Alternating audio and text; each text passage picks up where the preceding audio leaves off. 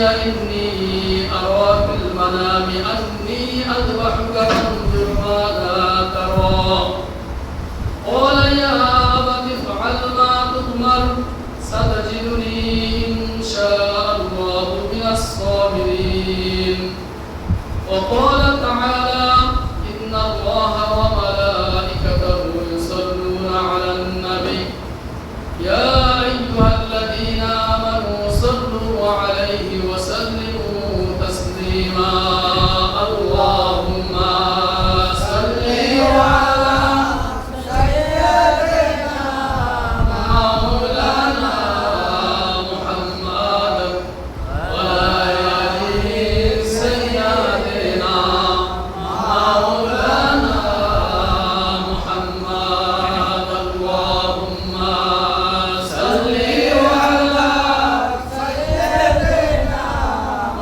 مولانا محمد وعلى آله سيدنا مولانا محمد একটি সপ্তাহ পরে পবিত্র জুমার নামাজ আদায়ের উদ্দেশ্যে আল্লাহ তাআলার উপরে আশার তৌফিক দিয়েছেন এই জন্য সকলে প্রাণ খুলে শুকরিয়া আদায় করি আলহামদুলিল্লাহ।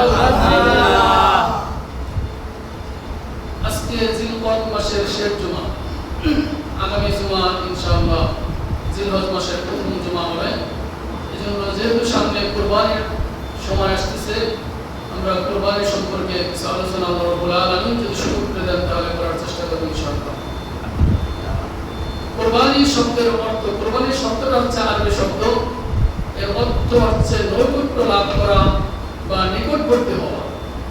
কুরবান শব্দের থেকে উদ্গত এবং এর আবিধানিক অর্থ হচ্ছে নির্দিষ্ট মাসে, নির্দিষ্ট দিনে, নির্দিষ্ট পশু আল্লাহ রাব্বুল আলামিনের সন্তুষ্টির জন্য কুরবানি করা বা জবাই করাকে ইসলামের পরিভাষায় কুরবানি বলে। আর এই কুরবানির ইতিহাস মানুষ সৃষ্টির প্রথম থেকে আল্লাহ রাব্বুল আলামিন এই পৃথিবীতে হযরত আদম আলাইহিস সালামকে সৃষ্টি করার পর থেকেই মূলত এই কুরবানির ইতিহাস যুগে যুগে চলে আসছে। আমরা যে কুরবানি আদায় করি এটা হচ্ছে আমাদের জাতির পিতা, মুসলিম জাতির পিতা হযরত ইব্রাহিম আলাইহিস সালামের সময় থেকে তার সুন্নাত আমরা অনুসরণ করি, সেটাই হচ্ছে আমরা যে কুরবানি আদায় করি এই কুরবানি। কিন্তু এই কুরবানির ইতিহাস অনেক পুরনো, আদম আলাইহিস সালাম থেকে শুরু করে। আল্লাহ রাব্বুল আলামিন যখন আদম আলাইহিস সালামকে সৃষ্টি করলেন এবং মা হাওয়া আলাইহিস সালামকে সৃষ্টি করে এই পৃথিবীতে প্রেরণ করলেন, পৃথিবীতে প্রেরণ করার পর ওই সময় পৃথিবীতে আদম এবং হাওয়া ছাড়া কোনো জনবসতি ছিল না, কোনো মানুষ ছিল না, জনমানব ছিল না। যার কারণে আল্লাহ রাব্বুল আলামিন এই পৃথিবীতে মানুষের বসবাসের উপযোগী করার জন্য মানুষ সৃষ্টি যাতে করে দ্রুত বংশবৃদ্ধি হতে পারে, এই জন্য আল্লাহ রাব্বুল আলামিন আদম হাওয়া আলাইহিস সালামের গর্ভে প্রতি বছর প্রতি গর্ভে যমজ সন্তান সৃষ্টি করতেন, অর্থাৎ এক জোড়া সৃষ্টি হতো। যখন গর্ভবতী হতো, সন্তান ভূমিষ্ঠ হতো, তখন একটা ছেলে একজন মেয়ে এভাবে ভূমিষ্ঠ হতো।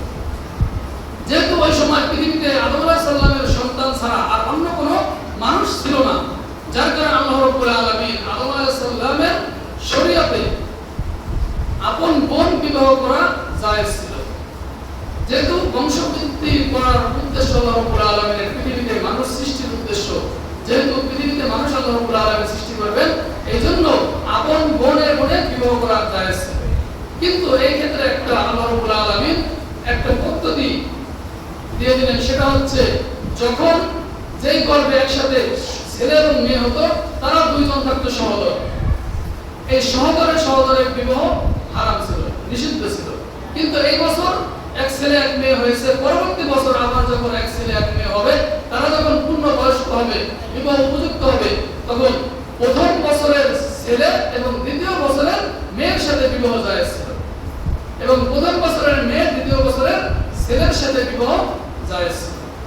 আদম আলাইহিস সালামের প্রথম সন্তান যখন হলো হাবিল, এবং তার সাথে যেই মেয়ে হলো, সেই মেয়ে ছিল খুবই খারাপ, মানে দেখতে অতটা সুন্দর না, বিশ্রী ছিল তার চেহারা, তার সুরত।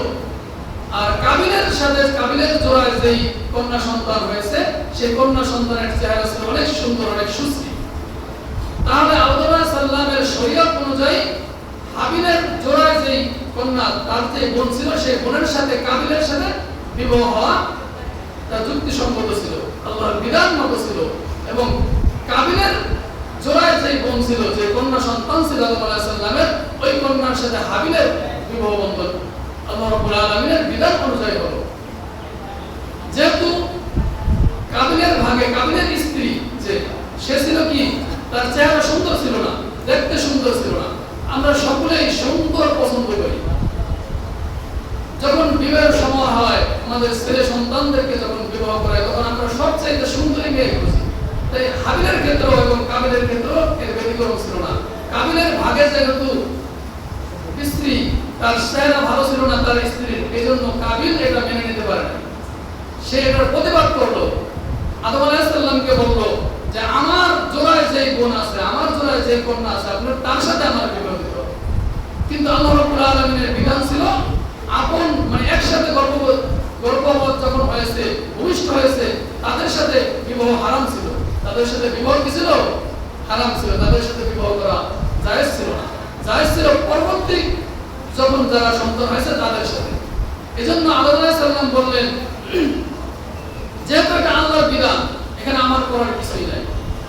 যদি তুমি আল্লাহর বিধান না মানো, আল্লাহ নিজের জীবন, তারপরে ধন সম্পদ, ছেলে মেয়ে, যেহেতু ইসমাইলের জীবন চলে যাওয়া এখানে জড়িত, অর্থাৎ এত ছোট বাচ্চা তাকে কোরবানি করা হবে, তার বাবা বলতেছে সে ভয় পায় না।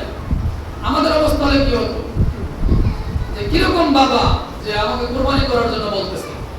পৃথিবীতে এত মানুষ থাকতে আল্লাহ রাব্বুল আলামিন যেহেতু আমাকে কোরবানির কথা বলেছেন, তাই বাবা তুমি তাড়াতাড়ি তোমাকে আল্লাহ রাব্বুল আলামিন যে হুকুম করেছেন সেই হুকুম তুমি পালন করো। فلما بلغ معه السعي قال يا بني إني أرى في المنام أني أذبحك فانظر ماذا ترى قال يا أبت افعل ما تؤمر ستجدني إن شاء الله من الصابرين। হে বাবা, আপনি আমাকে এই কুরবানির ক্ষেত্রে, কিন্তু আমাদের পক্ষে এই হুকুম পালন করা সম্ভব হতো না, তাহলে আমাদের সকলেই জাহান্নামে যেতে হতো। আল্লাহ রাব্বুল আলামিন আমাদের প্রতি ইহসান করেছেন বিদায় হযরত ইব্রাহিম আলাইহিস সালামের মাধ্যমে, দুম্বা কুরবানি, পশু কুরবানির মাধ্যমে আজকে আমাদের সমাজে, আমাদের এই ইসলামের মধ্যে, আমাদের ধর্মের মধ্যে পশু কুরবানির প্রচলন হয়েছে। এই কুরবানির মাধ্যমে, কুরবানির মূল উদ্দেশ্য হচ্ছে আল্লাহর সন্তুষ্টি অর্জন করা, আল্লাহর নৈকট্য লাভ করা।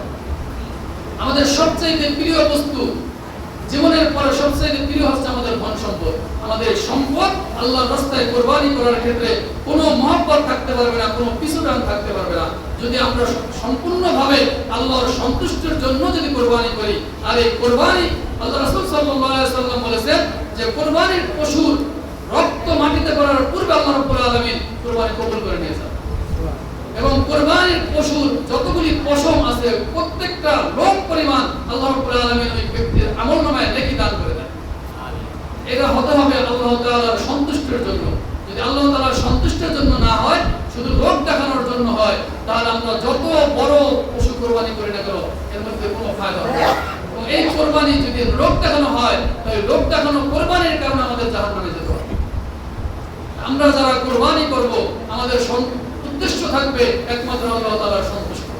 আল্লাহ রাব্বুল আলামিন আমাদের সবাইকে সঠিকভাবে আল্লাহর হুকুম পালন করে আল্লাহর সন্তুষ্টির জন্য যেন আমরা কুরবানি করতে পারি, এই তৌফিক দান করুন। ওয়া আখিরু দাওয়ানা আলহামদুলিল্লাহি রাব্বিল আলামিন। যারা সুন্নাত পড়েন সকলে চার রাকাত